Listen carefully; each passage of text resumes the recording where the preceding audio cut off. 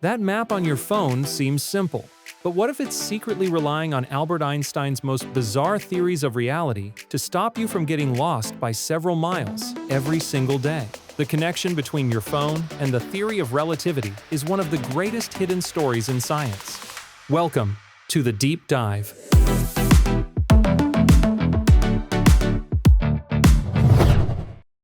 Today we're getting into something you probably use all the time, maybe without even thinking about it.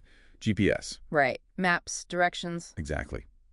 But what if I told you it's actually fundamentally about time, like incredibly precise time, and that it's basically a daily real-world proof of Einstein's theories? That's pretty much it, yeah. We've looked at some fascinating material, and our goal today is really to unpack the true genius behind GPS for you.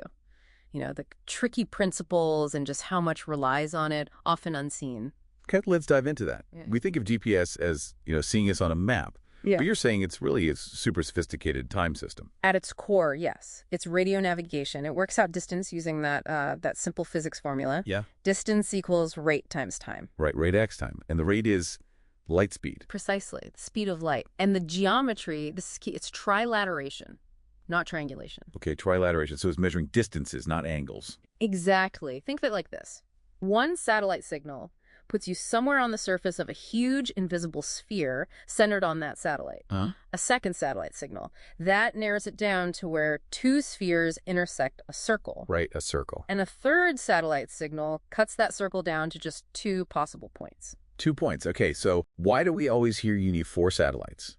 If 3 gets you down to 2 spots, why the 4th for a 3D fix? Is it just, like, better accuracy? It's more than that. It's actually crucial. See, your phone, or whatever device you're using, its internal clock is, well, pretty basic compared to the atomic clocks ticking away up on the satellites. Okay, so my phone clock's not good enough. Not nearly good enough for the precision needed. That fourth satellite signal gives your receiver the extra piece of information it needs. It provides a fourth equation, which lets it solve for 4 unknowns simultaneously. Your 3 position coordinates, latitude, longitude, altitude, A and D, the error in its own cheap clock. It synchronizes itself to the super accurate GPS time. Wow. So without number 4, you can't really get an accurate position because of the clock difference. You got it. That clock synchronization is fundamental. And speaking of time, this is where Einstein comes in, right? Yeah. You mentioned it's like a daily proof of relativity. How does that work? Well, it's fascinating, really. 2 effects are happening. First, the satellites are moving really fast, about 14,000 kilometers an hour. Pretty quick. Yeah. And special relativity tells us that because of that speed, their clocks actually tick slightly slower than clocks on the ground, by about 7 microseconds every day. Okay, 7 microseconds slower from speed. But at the same time, they're way up high, about 20,200 kilometers up. They're in a weaker gravitational field than we are down here. Like less gravity pulls on them. And general relativity predicts that weaker gravity makes their clocks tick slightly faster than ground clocks, by about 45 microseconds a day. Whoa, okay, so one effect slows them down, the other speeds them up. Exactly. You subtract the 7 from the 45. And you get a net gain of 38 microseconds per day. Precisely. 38 microseconds might sound tiny, but if engineers didn't correct for it, What happens? that error builds up. After just one day, your calculated position would be off by more than 11 kilometers, almost 7 miles. No way. Just from that tiny time difference. Absolutely. So the engineers were brilliant. They actually built the satellite clocks to run slightly slower on Earth. Intentionally slow. Yeah, so that once they reach orbit and experience those relativistic effects, they tick at exactly the right rate relative to the ground. Every single time you use GPS and get an accurate location, you're seeing relativity in action. It's a constant validation. That is genuinely mind-blowing.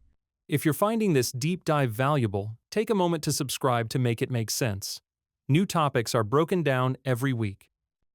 Relativity isn't just some abstract theory, it's making my map app work. Pretty much. So this incredible precision, it's obviously great for navigation, but you mentioned it's like a hidden utility too. Oh, absolutely. Its role as a global time standard is arguably just as important, if not more so in some ways. It's the master clock synchronizing critical infrastructure. Like what kind of stuff? Well, think about 5G mobile networks. They need incredibly precise timing.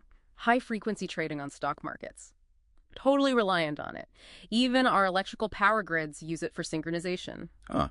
Never thought about that. So if GPS went down, It would be a massive problem, a huge systemic risk. yeah. So much depends on it in ways most people just don't see. And the fact we even have it in our pockets, that comes down to a clever design choice, right? Putting the expensive clocks way up there. Exactly. The atomic clocks are on the satellites, the expensive part. Your receiver just needs a relatively simple chip. That's what allowed GPS to be miniaturized into phones and, well, everything else. A really key architectural decision early on. So what's next? Is GPS still evolving? Definitely. We're seeing upgrades like GPS 3 and 3 rolling out. They promise up to 3 times better accuracy and much better resistance to jamming, maybe 8 times better. That's a big jump. It is. And crucially, it's not just PTS anymore. We now have multiple global navigation satellite systems, or GNSS. Europe has Galileo, Russia has GLONASS, China has Beidou. Right, so more satellites in the sky overall. Many more. Modern receivers can often see and use signals from dozens of satellites from different constellations simultaneously. This massively boosts reliability and accuracy, especially in tricky spots like deep urban canyons between tall buildings. Makes sense. More signals, better chance of getting a good fix. Yeah. And looking further out, we're seeing integration with things like AI and 5G networks to create even more robust positioning. Think autonomous cars, drones, even navigation for future missions to the moon and Mars. It's becoming this foundational layer for positioning, navigation, and timing PNT, as it's called. Amazing.